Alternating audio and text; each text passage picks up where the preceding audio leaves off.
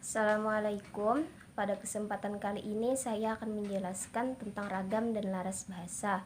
Yang pertama adalah ragam bahasa.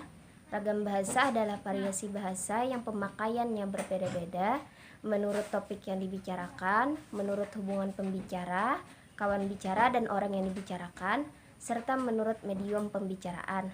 Yang akan saya bahas kali ini adalah ragam bahasa berdasarkan media pengantarnya yang dibagi menjadi dua, yaitu ragam lisan dan ragam tulis. Yang pertama ragam lisan. Ragam lisan adalah bahasa yang diujarkan oleh pemakainya. Kita dapat menemukan ragam lisan yang standar maupun yang non standar. Ragam lisan yang standar dapat kita temukan misalnya pada saat orang membaca pidato ataupun berceramah. Lalu ragam lisan yang non standar bisa kita temukan misalnya pada saat orang-orang berbincang-bincang santai dengan teman, atau saat orang berbincang-bincang di pasar, atau pada kesempatan-kesempatan non formal lainnya.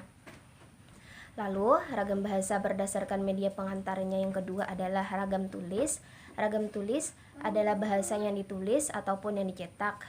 Ragam tulis juga terbagi menjadi juga ada yang non standar dan yang standar.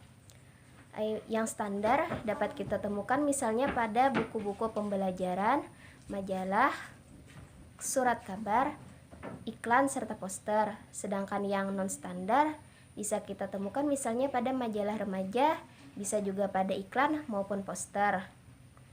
Lalu yang akan kita bahas adalah perbedaan antara ragam lisan dengan ragam tulis. Ragam lisan itu selalu harus ada orang kedua ataupun lawan bicara, sedangkan ragam tulis tidak harus ada kawan bicara.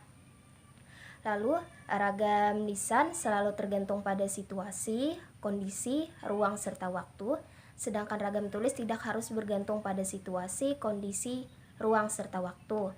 Lalu ragam lisan itu tidak harus memperhatikan unsur-unsur gramatikal, hanya perlu intonasi serta bahasa tubuh. Sedangkan ragam tulis itu harus memperhatikan unsur-unsur gramatikal. Lalu yang terakhir, ragam lisan tidak harus selalu bergantung pada alat bantu, bahkan dapat berlangsung tanpa alat bantu. Sedangkan ragam tulis itu harus selalu bergantung pada alat bantu.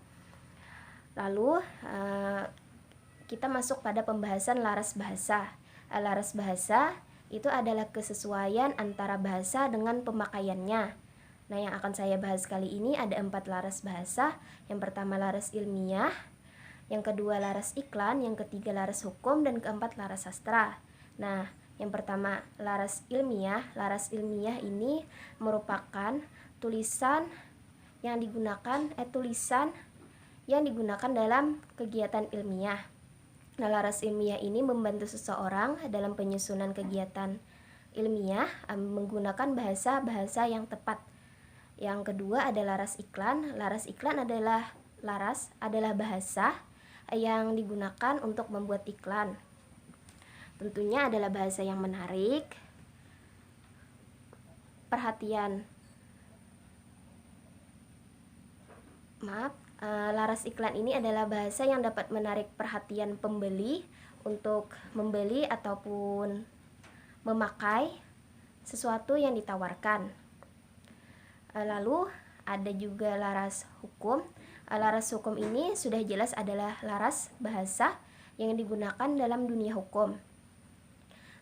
Seperti contohnya bahasa yang digunakan di dalam Undang-Undang Republik Indonesia. Nah, yang terakhir adalah laras sastra.